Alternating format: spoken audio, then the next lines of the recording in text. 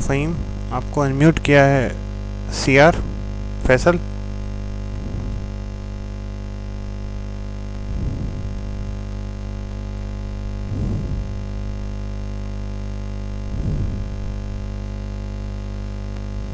फैसल, आपको आवाज़ आ रही है?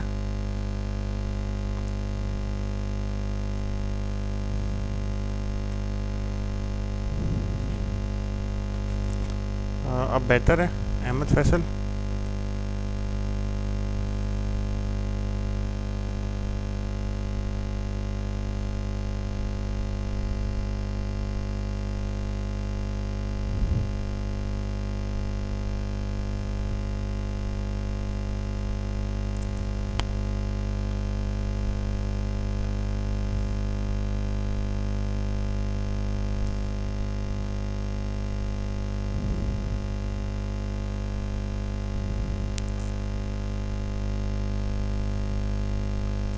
फैसल, आप कुछ बोलोगे? आप मुझे आपकी आवाज़ नहीं आ रही।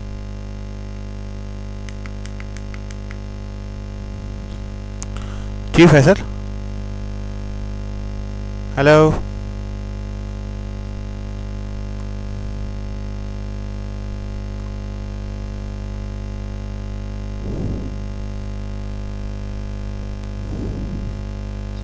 वालेकुम अस्सलाम। सागर, आवाज़ आ रही है?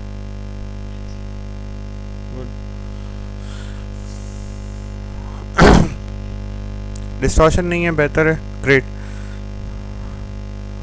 चलो बिस्मिल्लाहिर्रहमानिर्रहीम, let's start with our session today.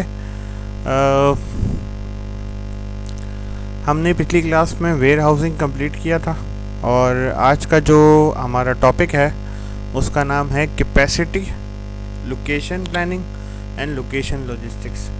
इसमें हम तीन चीज़ों के बारे में ना डिटेल में डिस्कस करेंगे। Number one will be capacity, के short term capacity, long term capacity, idle capacity क्या चीज़ होती है, ठीक है। और सबसे पहला जो हमारा कॉन्सेप्ट होगा ना वो होगा फ्लेक्सिबल कैपेसिटी का।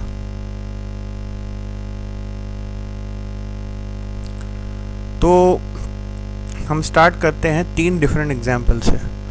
सबसे पहली एग्जांपल जो यहाँ पे दी गई है वो है बर्गर किंग की।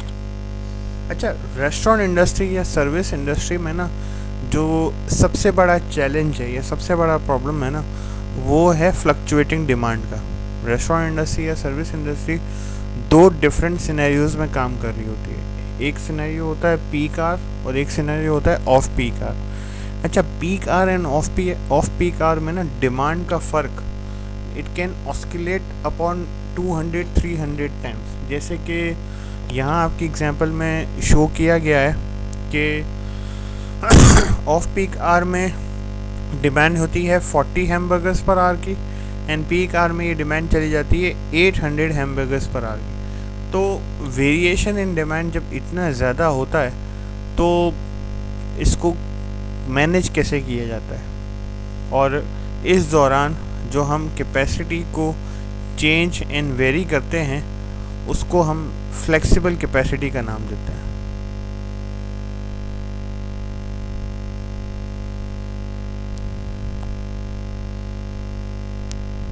वालेकुम अस्सलाम।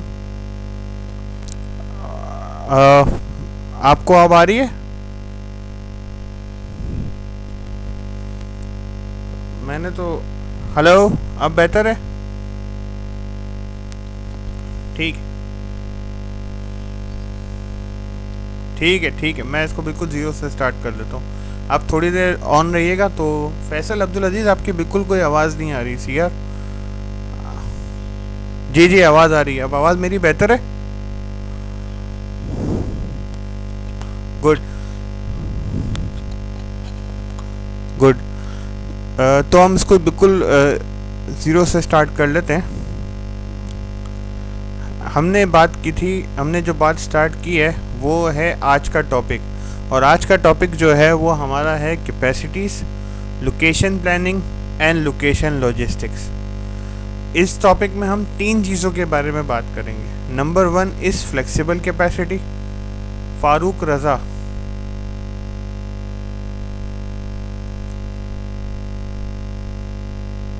जी फारूक।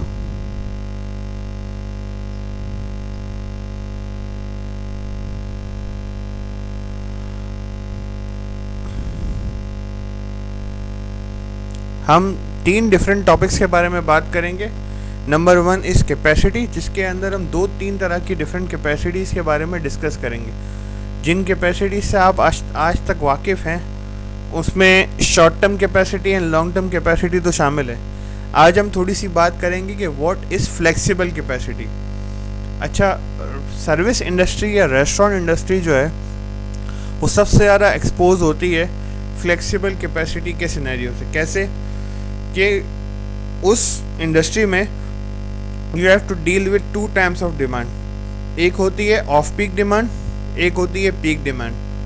अच्छा, ऑफ पीक डिमांड या पीक डिमांड में it can vary up to 200 times, मतलब आपकी ऑफ पीक डिमांड और पीक डिमांड में 200 गुना का फ़र्क हो सकता है। इस फ़र्क को चेंज करने के लिए, इस फ़र्क को कैरी ऑन करने के लिए आपके पास जो सिनेरियो बनता है उसको हम फ्लेक्सिबल कैपेसिटी कहते हैं। अच्छा, इस एग्जाम्पल में हमें बर्गर किंग की एग्जाम्पल दी गई। अच्छा, इस फ्लेक्सिबल कैपेसिटी को आप अटेन कैसे करते हो, मतलब आप इतनी बड़ी कैपेसिटी के चेंज को मिटिगेट कैसे करते हो, इस चेंज पे हेल्प आउट कैसे करते हो। तो इसके डिफरेंट तरीके हैं। एक तरीका तो इक्विपमेंट एडिंग एंड सब्ट्रैक्टिंग होता है कि आपकी पीक डिमांड और ऑफ पीक डिमांड में डिफरेंट इक्विपमेंट्स काम कर रहे होते हैं। मैकडॉनल्ड्स के केस में इसको हम इनिशिएशन पॉइंट कहते हैं। प्रोडक्ट कुक हो जाती है, लेकिन हमारा जो बॉटल नेक है ना वो है पैकिंग। हमारी कुकिंग कैपेसिटी वेरी कर सकती है बिटवीन 100 to 1000 पैटीज पर hour, but packing capacity very नहीं कर पाती। तो पैकिंग कैपेसिटी को ऐड करने के लिए हम इनिशिएशन पॉइंट ऐड करते हैं, जिसको पैकिंग पॉइंट भी कह सकते हो आप लोग। आपका माइक किसका अनम्यूट हो रहा है बार बार? तो ऐसे सिनेरियो में, ख़ास तौर पे बर्गर किंग के सिनेरियो में या मैकडॉनल्ड्स के सिनेरियो में, इस वेरिएबल डिमांड को कैटर करने के लिए आप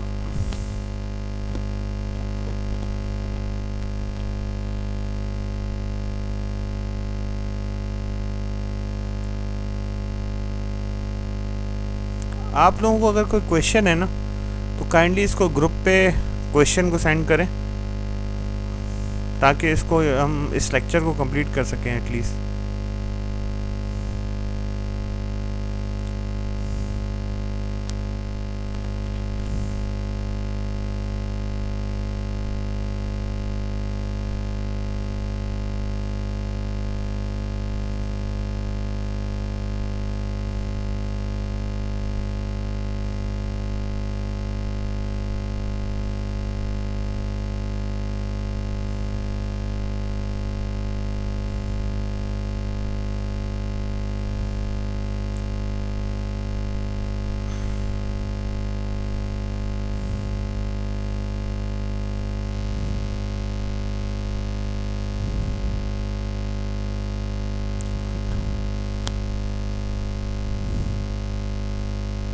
मैं वही कर रहा हूँ। आप जी, वालेकुम।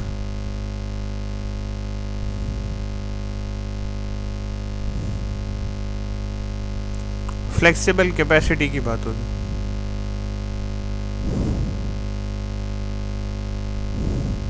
मैं आपको अभी एलेबोरेट। जी, ये बेसिकली सर्विस या सर्विंग ऑफ ऑर्डर्स की बात हो रही है।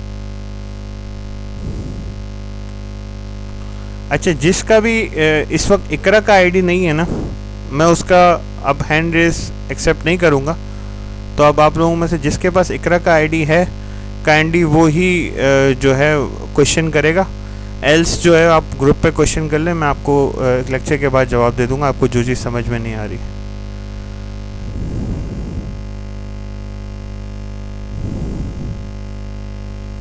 जी रोनाल्ड,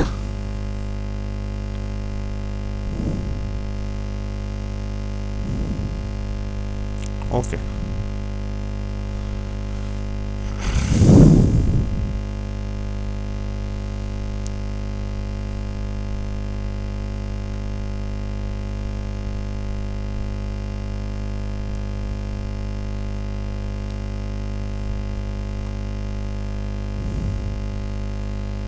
हाँ जी, तो बर्गर किंग के केस में या सर्विस इंडस्ट्री के केस में कैपेसिटी किसको कहते हैं? Capacity is number of customers you can serve per hour. इस सिनेरियो को या इस चीज़ को सर्विस इंडस्ट्री में कैपेसिटी का नाम दिया जाता है, ठीक है। तो हमारी एग्जांपल में हमने देखा कि बर्गर किंग के अंदर फ्लेक्सिबल कैपेसिटी किस तरह काम करती है। Capacity can very from 40 to 800 hamburgers per hour. ये है चेंज इन डिमांड, और इस चेंज इन डिमांड को केटर करने के लिए बर्गर किंग या सर्विस इंडस्ट्री क्या कर सकती है? नंबर 1 तो ऐड और सब्ट्रैक्ट इक्विपमेंट। ये फारूक रज़ा कौन है ये भाई? आप ग्रुप पे मैसेज कर दो जो भी आपको काम है। फारूक फैसल, ये फारूक रज़ा कौन है?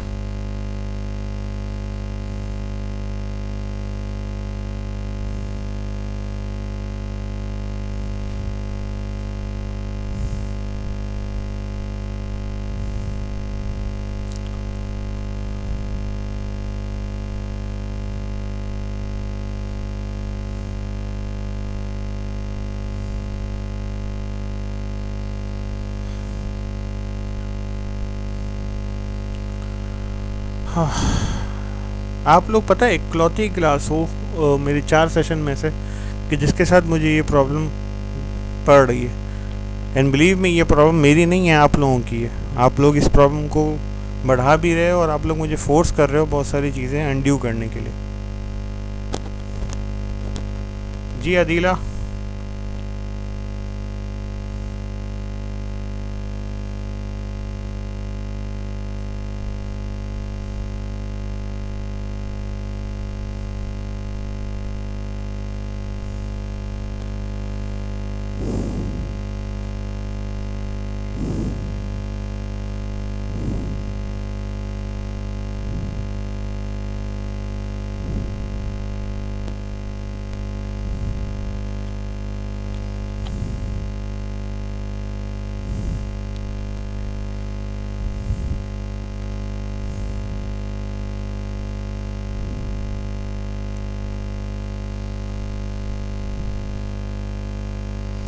जिसका भी बिल्कुल बिल्कुल वो इशू नहीं है। अब मैं आपको ये बता दूं कि जिसका भी जीमेल का या याहू का आईडी है, आप अपना हैंड रेस करते रहें। मैं जो है आप लोगों का रिस्पांस यहाँ पे नहीं दूंगा। आप लोग प्लीज़ जो है अपना जो भी क्वेश्चन है वो ग्रुप पे डालें। जिसका इकरा का आईडी होगा सिर्फ मैं उसको जवाब दूंगा।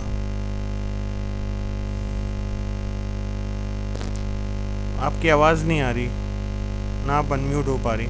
अदीला, आपको जो सवाल है ना आप ग्रुप पे पूछ लें प्लीज़।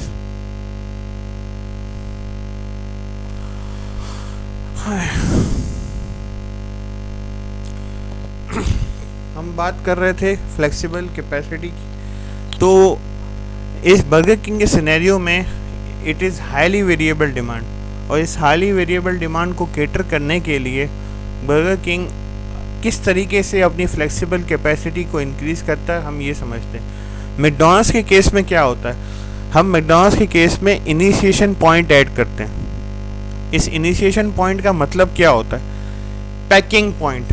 हमारे यहाँ पे 2 तरह की कैपेसिटीज़ काम कर रही होती है। एक होती है कुकिंग कैपेसिटी, एक है packing capacity. Cooking capacity enough होती है, ठीक है, बट पैकिंग कैपेसिटी के लिए आपको इनिशिएशन पॉइंट या पैकिंग पॉइंट ऐड करने पड़ते हैं। तो सर्विस इंडस्ट्री में आप कैपेसिटी को इंक्रीज़ या डिक्रीज़ कैसे कर सकते हैं? नंबर 1 तरीका तो इक्विपमेंट एडिंग एंड सब्ट्रैक्टिंग है। आप इक्विपमेंट्स ऐड कर सकते हैं, इक्विपमेंट्स रिमूव कर सकते हैं, बहुत सारे ऑप्शन हैं आपके पास।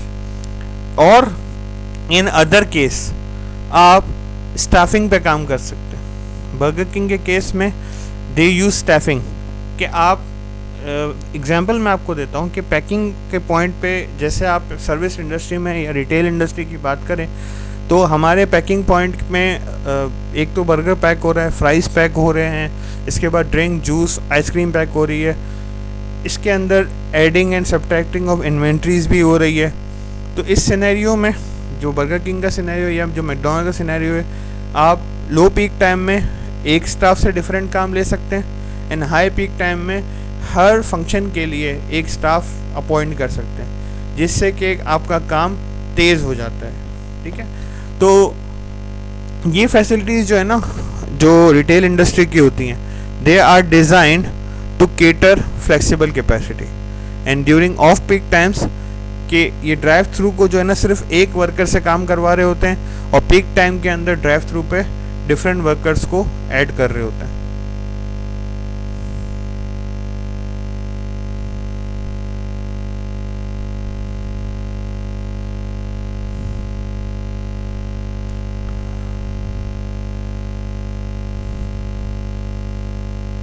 जी हसन। हम्म हम्म हाँ, मतलब आप स्टाफिंग करते हो अकॉर्डिंग टू योर डिमांड। नहीं, स्टाफिंग कर रहे हो ना, इथिकल नॉन इथिकल की बात नहीं है, स्टाफिंग कर रहे हो। आपको पता है क्या, अगर आपका जो लंच आवर है।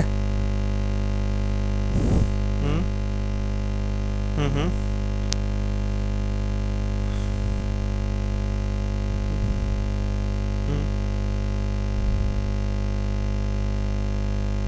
हाँ, तो आप जो है ना इसको नहीं, एक तो आपको पता है कि वन, ये तो अभी जो हम बात कर रहे हैं नहीं, आवरली डिमांड की बात कर रहे हैं, जो कि जो ये उस डिमांड की बात हो रही है जो आवरली चेंज हो रही है। ठीक है, अभी हम सिर्फ उसकी बात कर रहे हैं। हाँ, सीजनैलिटी एंड नॉन सीजनैलिटी का इम्पैक्ट आप कैसे कैटर करते हो, वो आपके पास दो तरह के वर्कर होते हैं, एक होते हैं पार्ट टाइम वर्कर, एक होते हैं फुल टाइम वर्कर। आप फुल टाइम वर्कर को तो हर सीज़न में चलाते हो ना, चाहे वो ऑफ सीज़न हो, चाहे वो पीक सीज़न हो, चाहे वो नॉन सीज़न हो, लेकिन आप पार्ट टाइम वर्कर्स ऐड और सब्ट्रैक्ट करते हो, इससे आपकी जो ऑफ जो पीक आ रहे हैं ना, इसकी डिमांड कैटर हो जाती है।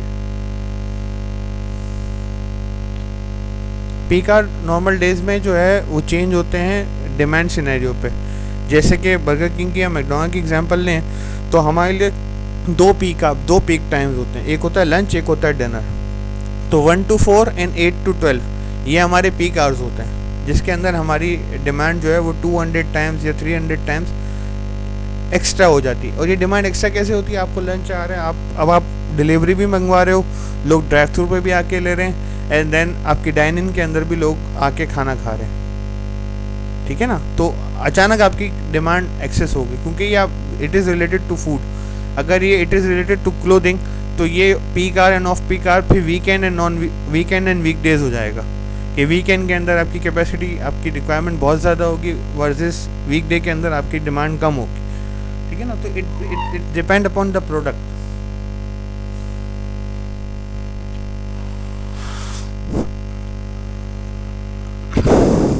तो लंच आवर के अंदर ड्राइव थ्रू जो है, या पीक आवर के अंदर ड्राइव थ्रू में it can go up to, staffing can go up to 5 workers, but non peak hour में या नॉन लंच आवर में जो स्टाफिंग है वो एक आदमी से भी आप पूरी कर सकते हो। इसी तरह बर्गर किंग के केस में सेकेंड विंडो स्टार्ट की जाती है नॉन पीक आवर्स में। तो क्यों, इसकी वजह क्या है कि आपको एवरेज ट्रांजिशन टाइम या एवरेज कस्टमर सर्विस टाइम कम करना पड़ता है या कम करना होता है। अगर आपका नॉन पीक टाइम में ट्रांजिशन टाइम 45 सेकेंड्स है, तो पीक टाइम में आपका यही ट्रांजिशन टाइम 30 सेकेंड्स पे जा सकता है। इसी तरह सेल्स जो है ना, वो peak hour and non peak hour में it can vary up to 50%। Means अगर नॉन पीक आवर की टोटल सेल्स और पीक आवर के सिर्फ 1 घंटे की सेल्स में 50% का भी डिफरेंस हो सकता है। ये वजह क्या है, इसको करने की वजह क्या है? इसको करने की वजह है पेरोल कॉस्ट। क्योंकि रिटेल इंडस्ट्री में फूड कॉस्ट के साथ साथ जो सबसे बड़ा फैक्टर होता है वो होता है पेरोल कॉस्ट। बिकॉज आप peak hour and non peak hour में अपनी प्रोडक्ट की कॉस्ट चेंज नहीं कर सकते। You can only play with your cost related to that product. और आपको रिटेल आउटलेट के सिनेरियो में इस कॉस्ट को लो रखना होता है, because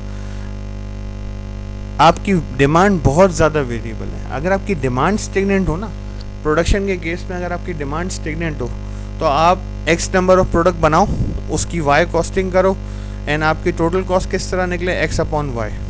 but in retail outlet case आपकी डिमांड चूँकि बहुत वेरिएबल है, और आपको कॉस्टिंग भी सेव रखनी है, मतलब कॉस्टिंग की जो कैपेसिटी है उसको सेव रखना है, तो इस सिनेरियो के अंदर आप को सिर्फ और सिर्फ अपनी स्टाफिंग, अपनी यूटिलिटी, इसको एक सर्टेन लिमिट तक रखना होता है ताकि वो कॉस्टिंग का पार्ट बन सके। फिर आती है सेमीकंडक्टर की इंडस्ट्री। अच्छा, इस इंडस्ट्री के अंदर, रिटेल इंडस्ट्री के अंदर क्या इशू था कि आपके पास एक ही कैपेसिटी है, एक ही लोकेलिटी है, और आपको डिफरेंट स्टाफिंग और डिफरेंट ऑप्शंस के ज़रिए डिमांड को केटर करना है।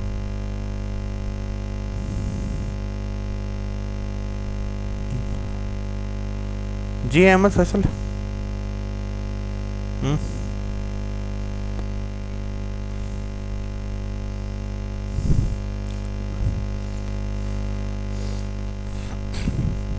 नहीं, देखो अहमद, तुम्हारा क्वेश्चन बहुत वैलिड है, लेकिन इस क्वेश्चन का आंसर देते हुए ना मैं थोड़ा एलेबोरेटिव हो जाता हूँ। प्रोडक्शन ना बहुत आसान चीज़ है। प्रोडक्शन आसान किस तरह से, आपको पता है कि आपको 1000 यूनिट्स बनाने, ठीक है। इस 1000 यूनिट्स को बनाने के लिए आपकी कॉस्ट सपोज 100 रुपये आएगी, ठीक है। तो आप, या सपोज 1000 यूनिट को बनाने के लिए, to be very easy, 1000 units को बनाने के लिए आपकी टोटल कॉस्ट 1000 ही आएगी, ठीक है। तो आपकी कॉस्ट पर यूनिट क्या बन गई, 1, ठीक है। तो कॉस्टिंग करते वक्त या प्राइसिंग करते वक्त ना आसान है, आपको पता है कॉस्ट पर यूनिट 1 है और सेल प्राइस के लिए मैं x amount of profit add कर दूंगा तो मेरे पास टोटल सेल प्राइस आ जाएगी, ठीक है। बट रिटेल आउटलेट के केस में ना ये इतना आसान नहीं होता। इसकी वजह क्या है कि ऑफ पीक और पीक डिमांड में बहुत ज़्यादा फ़र्क है, और जनरली यही वो वक्त होते हैं कि जिस वक्त आपकी यूटिलिटीज़ भी सबसे ज़्यादा यूज़ हो रही हैं। अगर पीक टाइम लंच है और गर्मियों के दिन है तो आपका HVAC भी चल रहा है, लोग भी हैं, ठीक है। इसके बाद उनकी सैलरीज हैं, उनके पर्क्स एंड बेनिफिट हैं, इक्विपमेंट की इलेक्ट्रिसिटी है, और नॉन पीक आर के अंदर भी ऐसा ही है। तो आपको आपके प्रोडक्ट की कॉस्टिंग करने के लिए या आपको आपकी प्रोडक्ट की जस्टिफिकेशन देने के लिए ना इन सिनेरियोज को समझना बहुत ज़रूरी होता है। अब ऑफ पीक और पीक के लिए आप स्टाफिंग को भी देखते हो, नंबर 1। नंबर 2, आपकी वाली बात की इन्वेंट्री को भी देखते हो, सही है। आपको किसी प्रोडक्ट की इन्वेंट्री रखनी है तो आपको पता होना चाहिए कि मेरे ऑफ पीक की डिमांड क्या है, पीक की डिमांड क्या है। इससे आप डेली, फिर वीकली, फिर मंथली एवरेज इन्वेंट्री मैनेज कर पाते हो।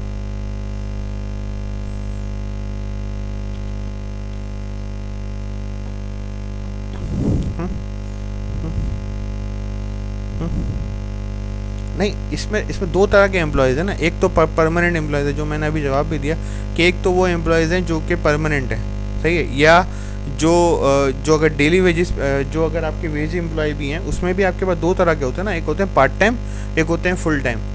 फुल टाइम वर्कर तो आपने रखे हुए हैं और आप फुल टाइम वर्कर से नॉन पीक की डिमांड मैनेज करो, लेकिन आप पीक की डिमांड मैनेज करने के लिए पार्ट टाइम वर्कर भी रख दो। जिस तरह मैकडॉनल्ड के केस में 2 शिफ्ट हैं, एक है 8 आवर शिफ्ट और एक है 4 आवर शिफ्ट। अब 4 आवर शिफ्ट 2 तरीके से, या तो कोई बंदा आए जो सिर्फ 4 घंटे के लिए आए, या जो 8 आवर वाला है ना वही 12 आवर कर रहा हो 4 घंटे ओवर टाइम के केस में। तो आपको उसको ओवर टाइम देना है या नहीं देना, ये आपकी स्टाफिंग पर डिपेंड करता है। इसी तरह पीक आवर में और नॉन पीक आवर में मैनेजर्स होते हैं। नॉन पीक आवर में एक ही मैनेजर पूरा रेस्टोरेंट चला सकता है, लेकिन पीक आवर में इट्स कंपलसरी कि कम से कम 2 मैनेजर हो। एक वो होगा जो सर्विस देख रहा होगा, एक वो होगा जो प्रोडक्शन देख रहा होगा।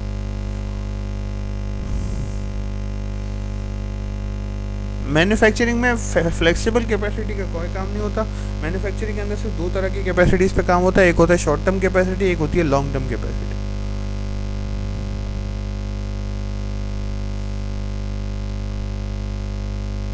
अच्छा, अब हम रिटेल आउटलेट से we go through manufacturing industry. अच्छा, सेमीकंडक्टर इंडस्ट्री की इन्होंने एग्जांपल ली है कि 1980 से पहले सेमीकंडक्टर इंडस्ट्री या चिप इंडस्ट्री जो है वो काम कर रही थी जस्ट लाइक स्टील इंडस्ट्री। इनके पास ह्यूज लार्ज प्लांट्स हुआ करते थे। अच्छा, इस लार्ज प्लांट का फ़ायदा या बहुत बड़े प्लांट का फ़ायदा, नंबर 1 तो ये कि आपका सारा काम अंडर 1 रूफ हो रहा था, ठीक है। उससे शायद थोड़ी बहुत कॉस्ट आप मैनेज कर पाते थे, लेकिन उससे लीड टाइम भी बढ़ रहा था, उससे प्रोडक्ट भी इफेक्ट हो रही थी, और अल्टीमेटली सेमीकंडक्टर इंडस्ट्री को ऐसा लग रहा था कि they can run out of the industry at any time. तो उन्होंने कॉन्सेप्ट स्टार्ट किया मिनी मिल्स का। अब मिनी फैब या मिनी मिल्स क्या होते हैं, आप एक प्लांट को छोटे छोटे हिस्सों में डिवाइड करते हो और हर हिस्से के लिए एक अलग छोटी सी इंडस्ट्री लगा देते हो। इससे नंबर 1 फ़ायदा क्या होता है, आप स्पेशलाइज टास्क कर रहे हो। तो अगर सेमीकंडक्टर की एग्जांपल लें तो एक प्लास्टिक एक्सट्रैक्शन पॉइंट होगा, एक फिलिंग पॉइंट होगा, एक पॉइंट ऐसा होगा कि जहाँ पे सब का सब चीज़ें असेंबल हो रही होंगी, और एक ऐसा होगा जहाँ पैक हो रही होंगी। ये एक ही रूफ के अंदर स्पेशलाइज यूनिट्स भी हो सकते हैं, and they can be a different specialise unit at different point and place. But इससे फ़ायदा क्या होगा, इससे फ़ायदा होगा नंबर 1, आपकी इनिशियल कॉस्ट जो आपकी प्लांट की रनिंग या प्लांट की इन्वेस्टमेंट कॉस्ट है, उसका पे बैक टाइम 10 मंथ्स हो जाएगा 22 to 30 मंथ्स में। ये बहुत आइडियलिस्टिक सिनेरियो है। जनरल सिनेरियो में आपके जो बड़े प्लांट्स होते हैं, इनका जो पे बैक टाइम होता है, it can go up to 20-25 years, और छोटे प्लांट्स का it can go to 3 to 5 years. और प्रोसेसिंग टाइम जो है ना, वो आपके प्रोडक्ट का कम हो सकता है। कैसे? मिनी फैब के अंदर स्पेशलाइज काम हो रहा है, मतलब हर मिनी फैब अपना काम कंटिन्यू कर रहा है। बट अगर बड़ा प्लांट है तो हर फैब या हर पॉइंट ऑफ ऑपरेशन एक दूसरे पर डिपेंडेंट है।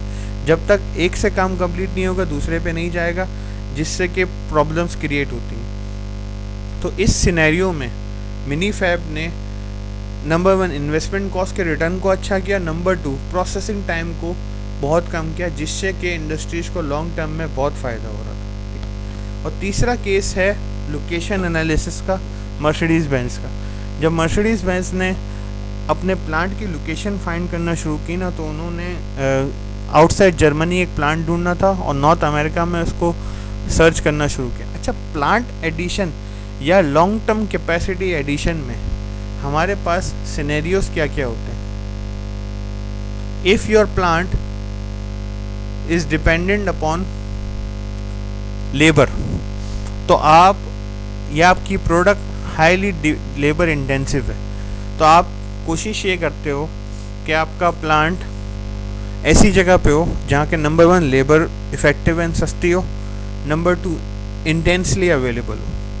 अच्छा, मर्सिडीज़ बेंज के केस को समझने से पहले हम थोड़ा कराची का या इसके आसपास का केस को थोड़ा इवेल्यूएट करते हैं। आप लोगों में से कुछ लोग अगर एक्सपोज हैं हाइट से, hub industrial and textile enterprise से, तो हाइट का सिनेरियो या हाइट बना क्यों था? जब हाइट को डेवलप किया गया तो वहाँ पे उस वक्त लेबर इंटेंसिव भी अवेलेबल थी और सस्ती भी थी, इसलिए बड़ी कंपनीज़ ने अपने प्लांट्स वहाँ लगाना शुरू किए।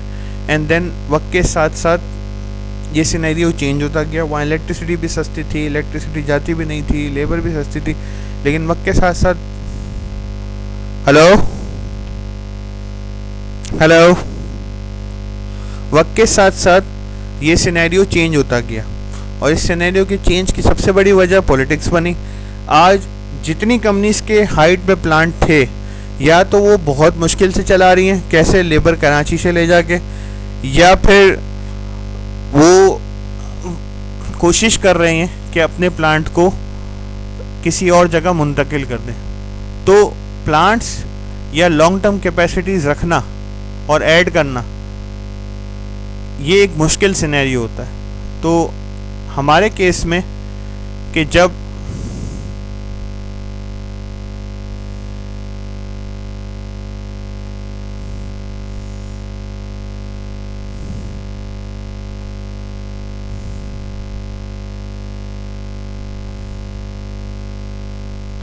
अब यार तुम लोग बच्चों की जैसी हरकतें कब बंद करोगे यार?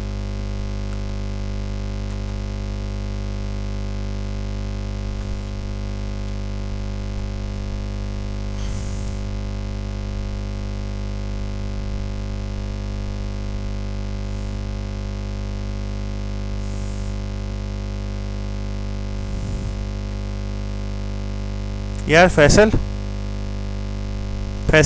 Can you hear me?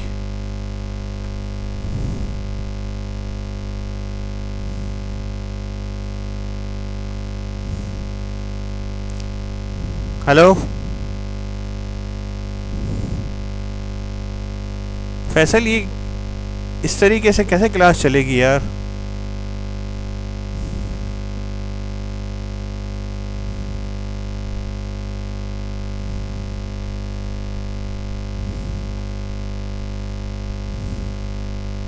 क्या मैं यही करता रहूं पूरी क्लास यार?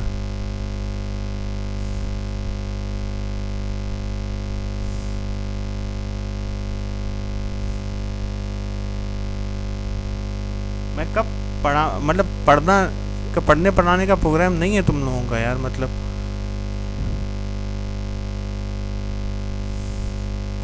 क्या तकलीफ है उनको भाई, पूछ लो ना, तो क्या तकलीफ है जी? जी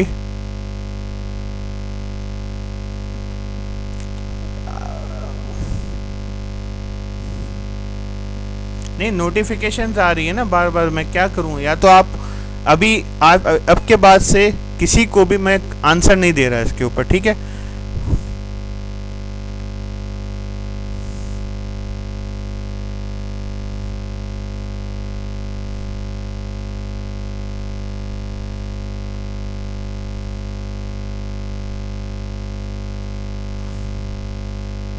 अब फ्लेक्सिबल कैपेसिटी की बात नहीं हो रही, अब बात हो रही है लोकेशन लॉजिस्टिक्स की, ठीक है? मैं आपको उसको डिटेल में बता रहा हूँ अभी। अब इसके बाद से ना यार मैं किसी को भी ना अभी इस पे जवाब नहीं दे रहा। आपको जिसको कोई क्वेश्चन है ना, वो काइंडली जो है वो ग्रुप पे पूछ ले।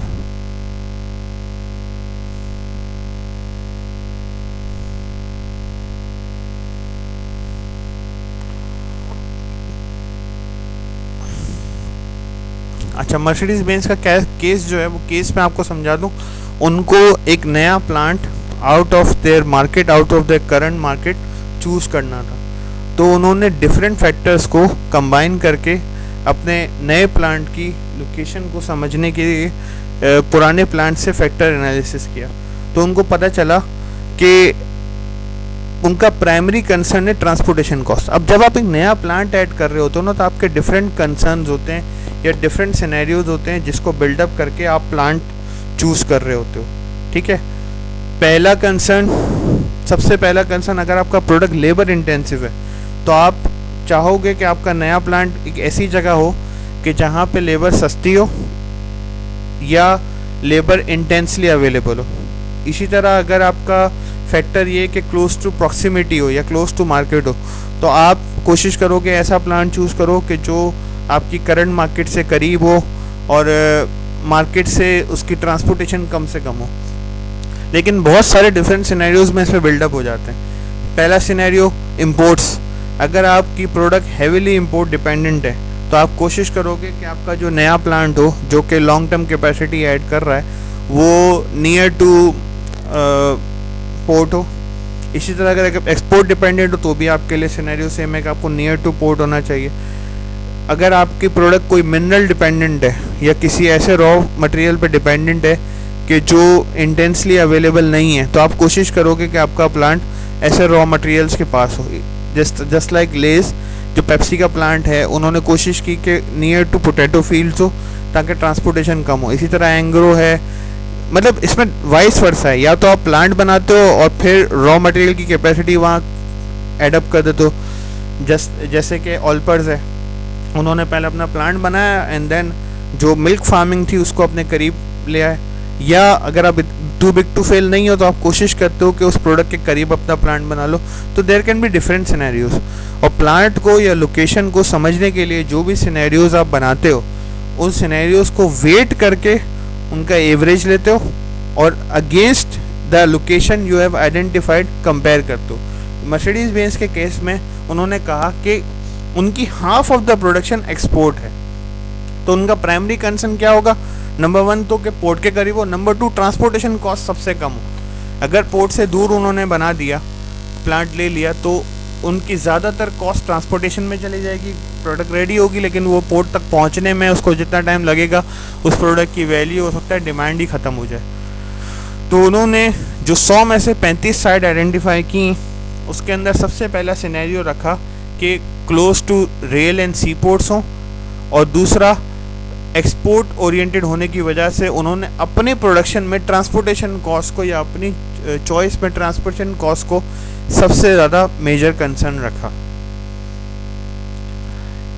ये बात हमें एक और तरफ लेके जाती है जिसको कहते हैं ज्योग्राफिक इंफॉर्मेशन सिस्टम्स। आजकल जीपीएस के बेस पे कुछ ऐसे सिस्टम्स अवेलेबल हैं, कुछ ऐसे सॉफ्टवेयर्स अवेलेबल हैं कि जिनमें आप अपनी रिक्वायरमेंट्स अगर शो करो तो वो उस रिक्वायरमेंट की बेस पे आपको बता देते हैं कि आपने कौन सी लोकेशन आपके लिए बेहतरीन रहेगी या कौन सी लोकेशन आपके लिए बेस्ट रहेगी। आप उसके अंदर अपनी कंसर्न्स, अपने जो प्राइमरी कंसर्न्स हैं उसको लॉकअप करते हो एंड उसके बाद वो सारे कंसर्न्स मिल के आपके लिए एक आइडियल साइट को आइडेंटिफाई करते हैं।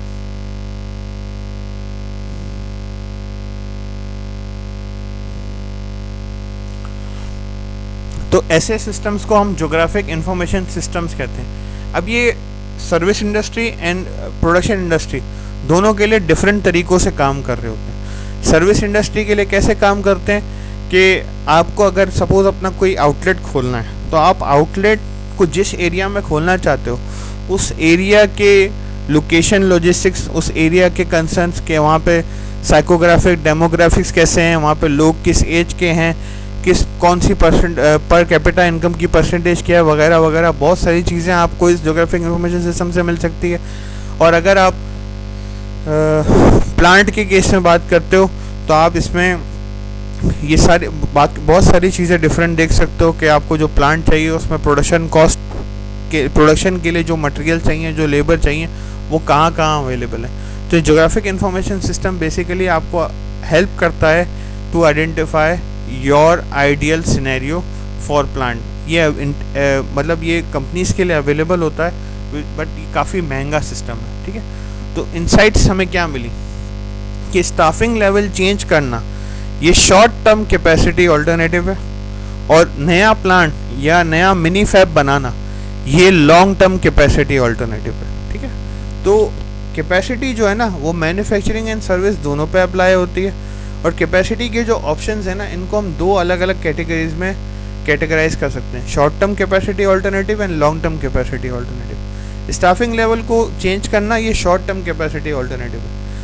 Another type of short term capacity alternative क्या हो सकता है?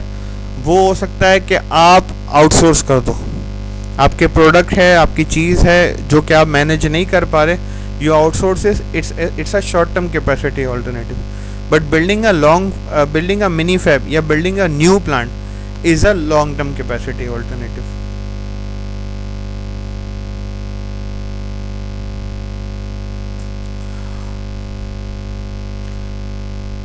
आपको सेमीकंडक्टर इंडस्ट्री की एग्जांपल से पता चलता है कि आप अपनी कैपेसिटी को एक्सपेंड अगर आप करना चाह रहे हो ना तो उसके साथ एक बहुत ह्यूज कॉस्ट इनकर करते हो आप, इन्वेस्टमेंट कॉस्ट इसको कहते हैं, जो कि इतनी आसान नहीं है। मतलब कंपनीज के लिए जब आप भी जिस जगह काम कर रहे हो कैपेसिटी इन्हेंस करना and that too by adding a plant, ये एक बहुत कॉम्प्लिकेटेड प्रोसीजर होता है जिसमें ह्यूज इन्वेस्टमेंट कॉस्ट इन्वॉल्व है, रिटर्न ऑन इन्वेस्टमेंट कैसे होगी, कब होगी। तो generally company short term capacity alternatives पे जाते हैं तब तक कि जब तक करंट कैपेसिटी को एग्जॉस्ट ना कर लें। करंट कैपेसिटी एग्जॉस्ट करना बहुत ज़रूरी पॉइंट है। आप डिफरेंट सिनेरियोज में, हम आगे जाके देखेंगे बॉटल नेक का सिनेरियो, तो डिफरेंट सिनेरियोज डिफरेंट पॉइंट पर रख के देखते हो और फिर आप चेक करते हो कि किस सिनेरियो पे मेरा बेस्ट केस बन रहा है, मुझे किस सिनेरियो पे मैं शॉर्ट टर्म कैपेसिटीज़ चेंज कर सकता हूँ, शॉर्ट टर्म कैपेसिटीज़ ऐड कर सकता हूँ, आउटसोर्स कर सकता हूँ, बॉटलनेक्स को रिमूव कर सकता हूँ, अनटिल एंड अनलेस मेरी करंट कैपेसिटी एग्जॉस्ट ना हो जाए। सारे सिनेरियोज करने के बाद, सारे सॉल्यूशन करने के बाद मेरी करंट कैपेसिटी अगर एग्जॉस्ट हो गई, दैट मीन्स कि अब मुझे एक नया कैपेसिटी को ऐड करना है, चाहे वो लॉन्ग टर्म हो चाहे वो शॉर्ट टर्म हो। तो कैपेसिटीज़ को डिटरमाइन करने के तरीके क्या हैं? पहला और सबसे आसान तरीका क्या, आप अपनी प्रोडक्ट लॉन्च करो, प्रोडक्ट को मार्केट में जाने दो, प्रोडक्ट को मार्केट में कैसे वो परफॉर्म कर रही है और उसकी बेस पे आप अपने डिसीजन लो, नंबर 1। नंबर 2 है फोरकास्टिंग। आप अपने प्रोडक्ट की मार्केट को फोरकास्ट करते हो, उसकी डिमांड को फोरकास्ट करते हो एंड देन यू डिटरमिन कि आपकी एक्चुअल डिमांड है क्या, ठीक है।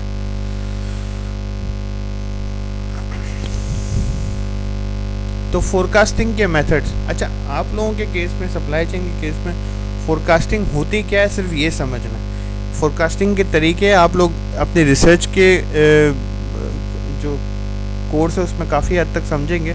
तो हमें सिर्फ यहाँ पे सिर्फ ब्रॉड टर्म सिनेरियो देखते हैं कि फोरकास्टिंग असल में होती क्या है और फोरकास्टिंग करने के तरीके क्या हैं हमारे पास। तो फोरकास्टिंग का यूज़ क्या है? सबसे पहला कि आपको ये देखना है कि सफिशिएंट डिमांड है भी या नहीं मार्केट में, to determine if sufficient demand exist. आप फोरकास्ट करते हो डिफरेंट सिनेरियोज पे डिफरेंट तरीक़ों से, qualitative, quantitative, and then you decide कि आपकी प्रोडक्ट की, या तो अगर आपका नया प्रोडक्ट है तो किस हद तक डिमांड है, और अगर आपका प्रोडक्ट एज हो रहा है या आपका प्रोडक्ट जो है अपनी लाइफ साइकिल को पूरा कर रहा है, तो आपको ये देखना है कि अब आइंदा मज़ीद मेरे प्रोडक्ट की कुछ डिमांड रहेगी भी या नहीं। और इसकी बेस पे आप चेक करते हो कि मुझे लॉन्ग टर्म कैपेसिटी की ज़रूरत है भी या नहीं, नंबर 1।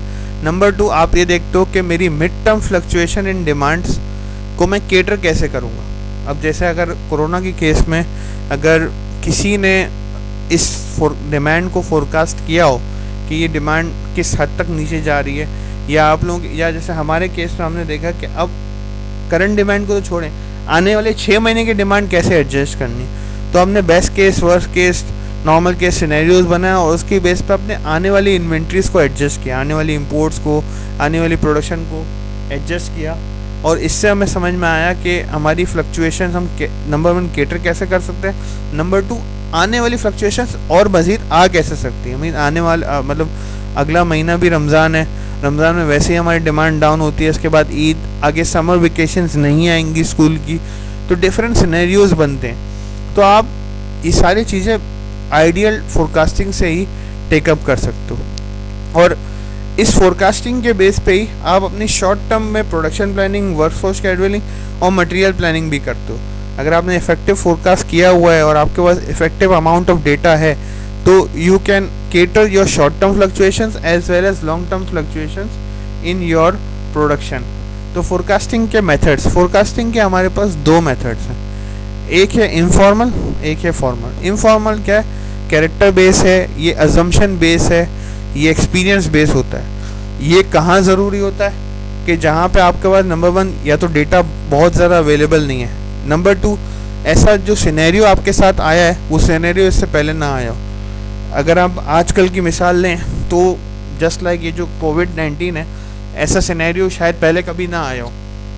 तो इस सिनेरियो के बेस पे आप ज़्यादातर इनफॉर्मल या प्रीवियस डेटा पे आप चूँकि ज़्यादा रिलाई नहीं कर सकते, तो आप इनफॉर्मल तरीक़ों पे जाते हो कि आप best case, worst case scenario बनाते हो एंड देन उसकी बेस पे डिसीजन लेते हो।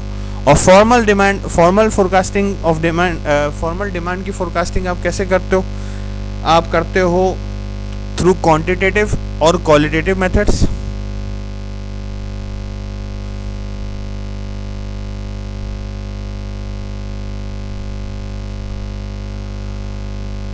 जी इस्माइल,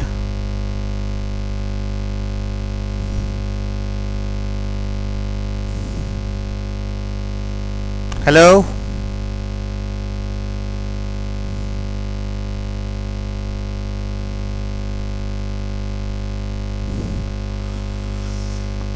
तो फोरकास्टिंग के हमारे पास फॉर्मल फोरकास्टिंग के 2 तरीके के मेथड्स हैं, एक है क्वांटिटेटिव, एक है qualitative. Quantitative and qualitative methods में डिफरेंस, नंबर 1 तो availability of data.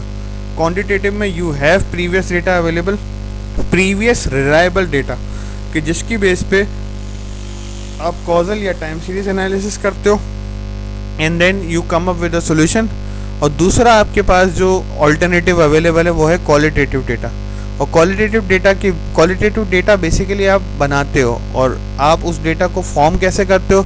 Through surveys, through life cycle analysis, through expert opinion, consumer panels, test marketing. और क्वांटिटेटिव एंड क्वालिटेटिव में डेटा का क्या फ़र्क है? नंबर 1 तो आपके पास huge amount of data previous available होना चाहिए अगर आप क्वांटिटेटिव एनालिसिस पे जा रहे हो, and that too reliable. Non reliable sources या नॉन रिलायबल डेटा की बेस पे आप क्वांटिटेटिव एनालिसिस नहीं करते। एंड क्वालिटेटिव की ज़रूरत क्यों पड़ती है? क्वालिटेटिव की ज़रूरत सबसे पहले तो उन मार्केट्स या उन प्रोडक्ट्स के लिए पड़ती है जो प्रीवियसली अवेलेबल नहीं होते। न्यू मार्केट एंटर हो रहे हो, न्यू प्रोडक्ट के साथ एंटर हो रहे हो, या दोनों है, new product and new market है, तो आप मार्केट की रिस्पॉन्स को जानने के लिए, मार्केट के एनालिसिस को जानने के लिए आप क्वालिटेटिव फोरकास्टिंग मेथड्स को यूज़ करते हो। आप सैम्पल टेस्टिंग करवाते हो, सैम्पल प्रोडक्ट्स बेचते हो मार्केट में, एंड देन उसकी बेस पे रिस्पॉन्स चेक करते हो। क्वांटिटेटिव में आप ज़्यादातर software SPSS for example SPSS का यूज़ करते हो क्वांटिटेटिव एनालिसिस करने के लिए। तो दोनों टाइप ऑफ फोरकास्टिंग में कौन सा बेस्ट केस सिनेरियो या कौन सा बेस्ट मेथड है, इसको चूज़ करने के लिए ना आपके पास तरीके हैं। सबसे पहले तो रिप्रेजेंटेटिव डेटा, आपके पास अवेलेबल डेटा हो एंड दैट टू रिप्रेजेंटेबल या रिप्रेजेंटेटिव, कि जो आपके प्रॉब्लम को या आपके इशू को रिजॉल्व कर रहा हो, number 1। Number 2, time and money limitation. Quantitative analysis जो है ना, क्वांटिटेटिव जनरली आसान होते हैं।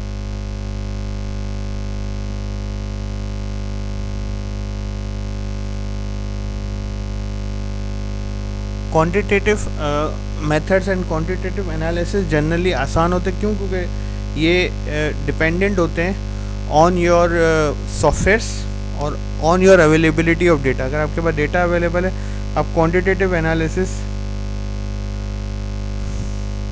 सर अस्सलाम वालेकुम सर, क्लास के बीच में ये गाने की वॉइस आ रही है अजीब सी। ये इस्माइल साहब की आईडी से आई थी आई गेस, क्योंकि इस्माइल साहब ही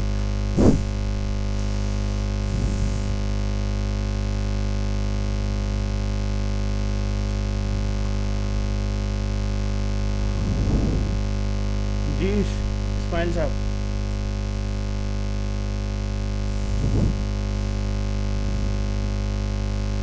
तो अब ये कौन सा इस्माइल है? ये दूसरा इस्माइल, इस्माइल 46316@ikra.edu.pk।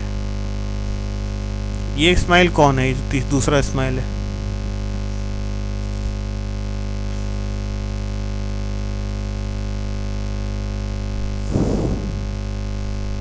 चलें, इसका तो इस्माइल का भी कुछ करते हैं।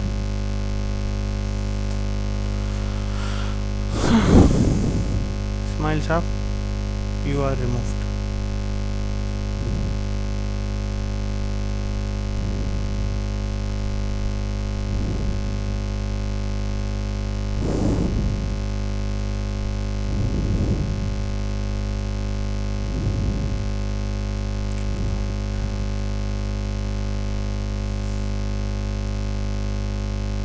जी हसन साहब,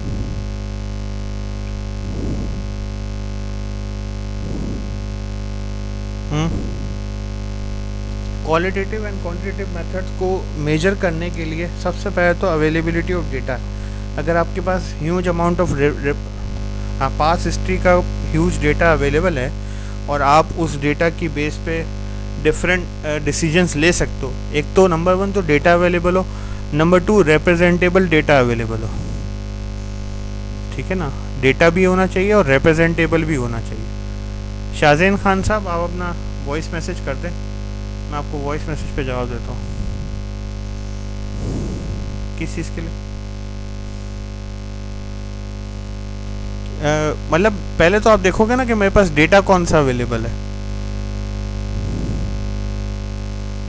ठीक है, अगर रिप्रेजेंटेबल डेटा है, मतलब आप जो जिस प्रोडक्ट के लिए फोरकास्ट करना चाहते हो उस प्रोडक्ट का प्रीवियस डेटा अवेलेबल है, तो आप फोरकास्टिंग कर लोगे उसी की बेस पे। ठीक है, लेकिन अगर आप जिस प्रोडक्ट के अगेंस्ट फोरकास्टिंग करना चाहते हो उस प्रोडक्ट का रिप्रेजेंटेबल डेटा अवेलेबल नहीं है, तो आप फिर क्वालिटेटिव एनालिसिस की तरफ जाते हो।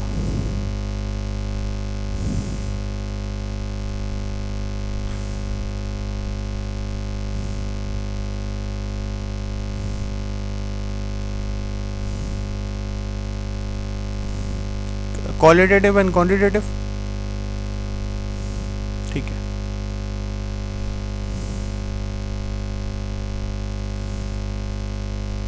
आप लोगों को किसी को भी कोई भी सवाल है ना, तो काइंडली जो है वो अपने CR को कर दे या ग्रुप पे कर दे।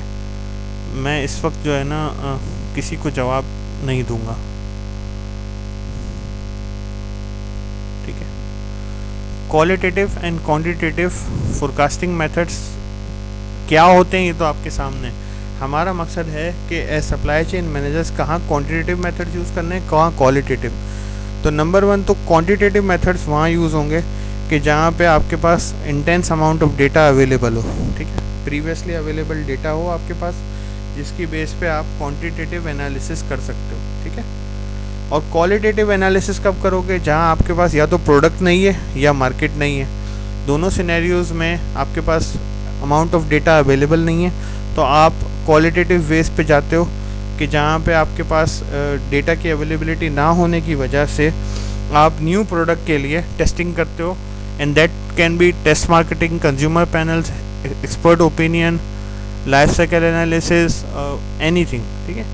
इसकी एग्जांपल अगर रेस्टोरेंट इंडस्ट्री की बात करें तो हमारे कुछ प्रोडक्ट्स हैं कि जो रनिंग एंड अप रनिंग है, ठीक है ना। जस्ट लाइक आप लोग पार्टिसिपेंट्स रेज हैंड ना करें प्लीज़। आप लोगों को जो भी क्वेश्चन है ना वो काइंडली वो ग्रुप पे डाल दें, मैं आपको क्लास के बाद जवाब दे दूंगा, ठीक है। क्वालिटेटिव डेटा आपके पास, और आपके पास कुछ प्रोडक्ट ऐसे होते हैं कि जो न्यू होते हैं, या तो जिनकी मार्केट न्यू है या प्रोडक्ट खुद न्यू है, तो आप उसकी डिमांड फोरकास्ट करने के लिए कि यार आने वाले वक्तों में उसकी डिमांड क्या होगी, आप क्वालिटेटिव वेज अपनाते हो। और उसमें सबसे आसान जो है वो टेस्ट मार्केटिंग है। आप प्रोडक्ट के सैम्पल्स मार्केट में फ्लोट करते हैं and then you come up with a solution कि आपके पास X amount of data available है और उसकी बेस पे क्या आने वाली फोरकास्ट है। Sir minimum how much pass data? Good, ये सवाल बहुत इंपॉर्टेंट है कि कितना पास डेटा हमारे पास होना चाहिए रिक्वायर्ड फॉर फोरकास्टिंग। हमारे पास एटलीस्ट 3 इयर्स का डेटा होना चाहिए जो कि रिलायबल होता है फोरकास्टिंग के लिए। वैसे तो जनरली 1 साल के डेटा पे भी फोरकास्ट कर सकते हो, बट 1 साल का डेटा ना तो नॉट श्योर टाइप का डेटा होता है। श्योर डेटा जो आपके पास अवेलेबल है ना वो तकरीबन 3 से 5 साल का अगर आपके पास डेटा अवेलेबल है आपके करंट प्रोडक्ट का, तो आप मार्केट ट्रेंड के फैक्टर्स ऐड करके आप फोरकास्ट कर सकते हो। तो choosing a forecasting method it can depend upon availability of your representative data, ठीक है। इसके बाद आपकी टाइम एंड मनी लिमिटेशंस, कितना रिप्रेजेंटेटिव डेटा अवेलेबल है, क्या टाइम एंड मनी लिमिटेशंस हैं, और क्या एक्यूरेसी आपको चाहिए। ये 3 चीज़ें डिपेंड आपके फोरकास्टिंग मेथड को चूज करने के लिए हेल्प आउट करती है। कितना रिप्रेजेंटेटिव डेटा अवेलेबल है, नंबर 1। नंबर 2, आपको इस फोरकास्ट करने के लिए कितना टाइम और कितना पैसा अवेलेबल है। नंबर 3, क्या एक्यूरेसी चाहिए आपको, किस हद तक एक्यूरेसी चाहिए। यार बात सुनो ना यार, क्यों बैठे हो यार। तो इसके ऊपर इन 3 चीज़ों की बेस पे आप अपना फोरकास्टिंग मेथड चूज करते हो। तो कैपेसिटी प्लानिंग के स्टेप्स, कैपेसिटी प्लानिंग के 3 जनरली स्टेप्स हैं। मतलब अभी बात सिर्फ प्लानिंग की हो रही, कौन सी capacity, long term, short term, ये इंटरडिपेंडेबल है अपॉन द रिक्वायरमेंट। बट अभी आपको सिर्फ ये देखना है कि कैपेसिटी प्लानिंग के स्टेप्स क्या हैं। तो कैपेसिटी प्लानिंग के 3 स्टेप्स हैं। नंबर 1 तो ये है कि आपको सर्विस लेवल रिक्वायरमेंट्स चेक करनी होती हैं कि आपको करंट सिनेरियो में, करंट केस में आपकी सर्विस लेवल रिक्वायरमेंट मीट हो रही है, आपको कैपेसिटी ऐड करने की ज़रूरत नहीं है। लेकिन अगर आपको ऐसा लगता है कि पीक आवर में आपकी सर्विस लेवल डाउन जा रही है तो आप कैपेसिटीज़ ऐड करें, अगर आपकी डाउन नहीं जा रही तो आप कैपेसिटीज ऐड ना करें। फिर आप अपनी करंट कैपेसिटी को एनालाइज करते हो। करंट कैपेसिटी को एनालाइज आप शॉर्ट टर्म में करते हो, उसमें आप जनरली देखते हो कि बॉटलनेक्स क्या हैं आपके फ्लो में, आपके प्रोसेस में क्या कोई बॉटलनेक है, and then you plan for your future. इन बॉटलनेक्स को एनालाइज करके you plan for your future and then you go ahead with your capacity enhancement. अब हम बात करते हैं लॉन्ग टर्म कैपेसिटी एडिंग की। लॉन्ग टर्म कैपेसिटी जो है वो आप ऐड करते वक्त किन चीज़ों का ख्याल रखोगे। तो आपके पास लॉन्ग टर्म कैपेसिटी ऐड करने के लिए ये बात समझना ज़रूरी है कि पर यूनिट कॉस्ट आपकी फैसिलिटी साइज का फंक्शन।